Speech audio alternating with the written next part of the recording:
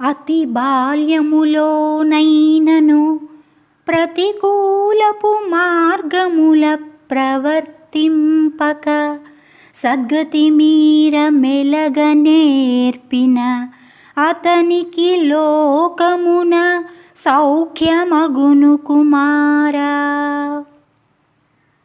దీనికి భావం, ఓ కుమారా, మిక్కిలి చిన్నతనంలో కూడా చెడు మార్గముల యందు నడువరాదు. మంచి మార్గములో నడిచిన వాడికి లోకమందు సుఖమే ప్రాప్తించును. ఇదే విషయం సులువుగా అర్థమవ్వాలంటే ఇది కూడా వినండి. మొక్కై వంగనిది మ్రానై వంగునా అని సామెత.